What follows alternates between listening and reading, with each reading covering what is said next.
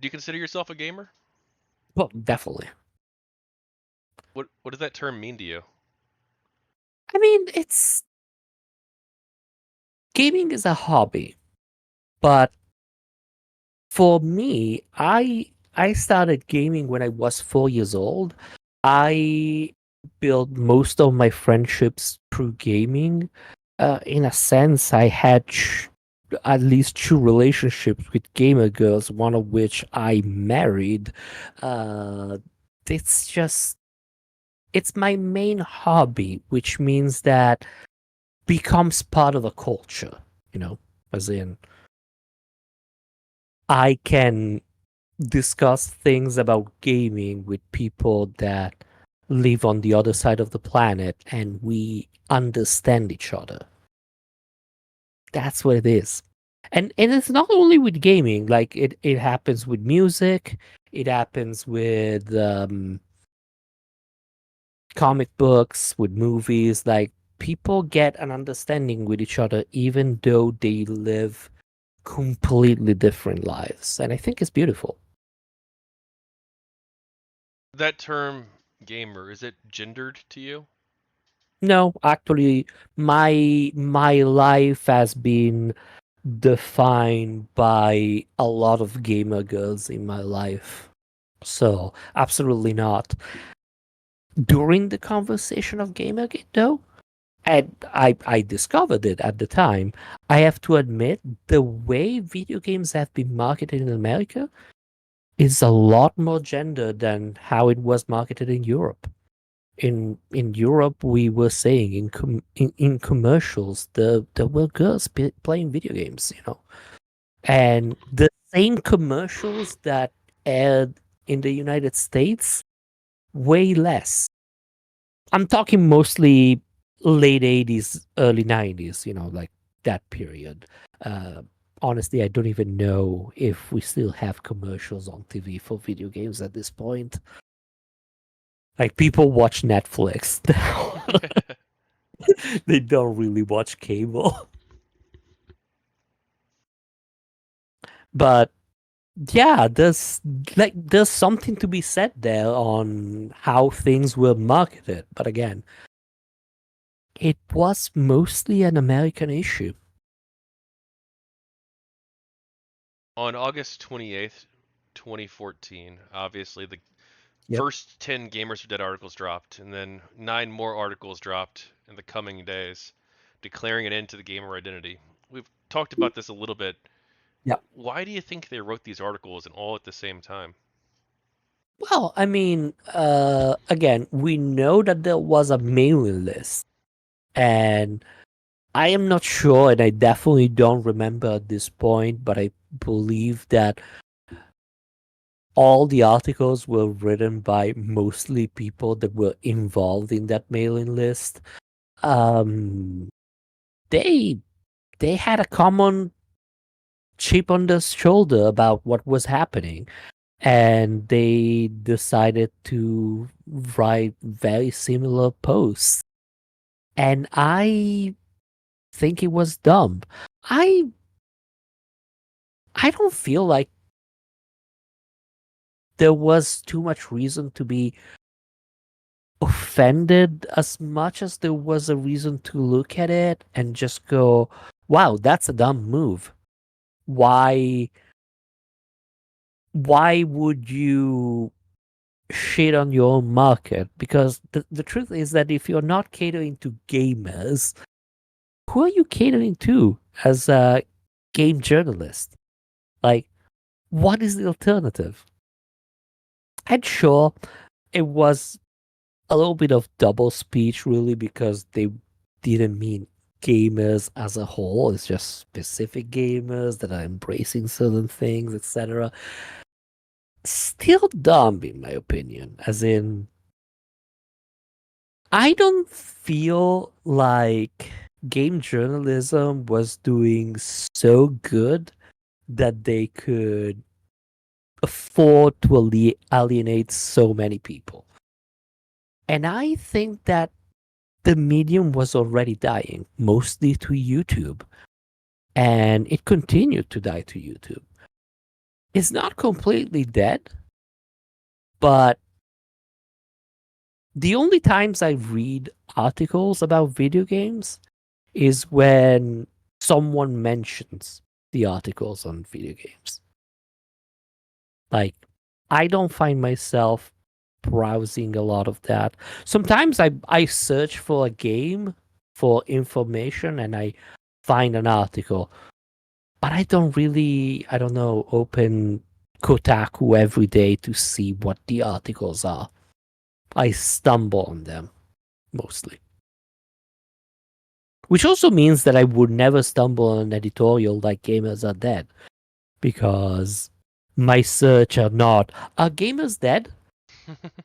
You know, as in what I search for is the title of a game and I look at what comes up.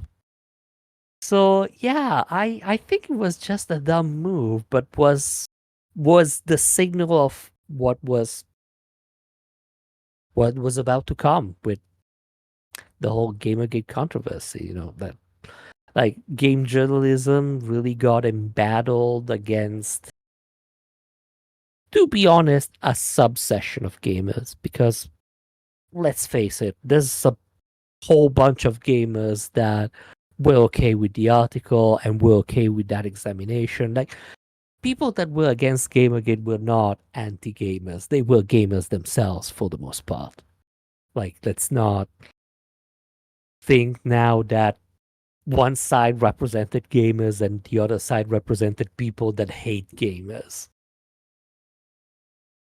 Now, part of the reason the articles came out is perhaps because they wanted to cover up some of the discussions that were happening about their own ethical failings. But why do you think they decided to go this route and make these gamers are dead articles instead of just saying, hey, look, we made a couple mistakes, let's slap a couple people on the wrist, implement a couple reforms, and call it a day, and everyone goes home? Why not just do that? So honestly, like, we call the series of articles "Gamers Are Dead," and that is not exactly a quote, but is very similar to what Leigh Alexander wrote on Gamma Sutra. I feel like that is the main one, and then there was a bunch of others. And to be honest, the language and the tone of it's kind of very different in all of the articles. Like, they were all kind of saying the same thing, but the tone was definitely different. In the case of Leigh Alexander, uh, she definitely had a chip on her shoulder. She had this whole thing where, and I believe her and everything, where she's a girl that was told you cannot play video games, you're a girl. And this story happened, but at a certain point, you need to move past that and realize that you gamed your whole life. You're writing about gaming and you outlive whatever quote unquote trauma you got through. As in, it's okay. It's not going to affect anyone. Uh, but in general, everybody was kind of concerned about the Gamergate thing. And again, it's wrong to paint Gamergate like that because there were issues and everything, and they were absolutely legitimate.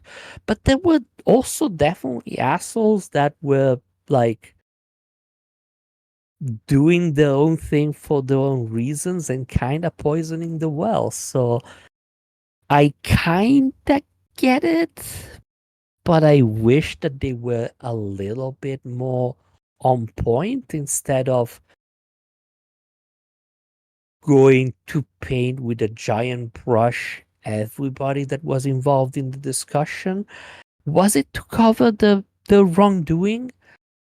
The only reason I don't think it was is because a lot of those people didn't think that they were doing anything wrong.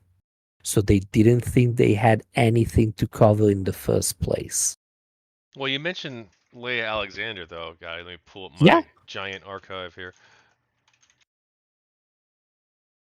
Well, Well, Leigh Alexander. Alexander was specifically one of the people who, prior to GamerGate, was involved in some major ethical violations involving anti-Anthropy. She wrote 8 articles, later a ninth article, but that was after GamerGate started. But she wrote 8 articles where she didn't disclose that her and Anthropy were friends. They publicly discussed going to dinner together on at least 2 occasions, Yeah, and had regularly talked on Twitter uh, multiple times, multiple super long conversations in many cases, and setting up plans sure, in real life since October 2010. And absolutely. another Twitter user had contemporaneously believed that they were friends in 2010. So it seemed Yeah, like she was specifically implicated in the corruption scandal. yeah, but the thing is that, well, I agree with that, and I absolutely, if she's writing about someone that is a friend, and and she has a personal relationship with, I want that disclosed at the very least. I think that she shouldn't write about it in the first place, but if you do, at least disclose the relationship. But I don't think that she was trying to cover that up simply because I don't think that she thought she was doing anything wrong. And I don't think that anyone that did those things thought that they were doing anything wrong. And it's just because they weren't taking their job seriously. They weren't thinking, oh, we need disclosure. We we can influence like this giant industry, so we should treat things seriously. No, they were just, oh yeah, you're my friend. I'm going to write about you. Nobody gives a fuck. And no, some people gave a fuck, and some people thought it was wrong, but they weren't believing that they were doing anything wrong. And Leigh Alexander had a whole mission that she admitted herself.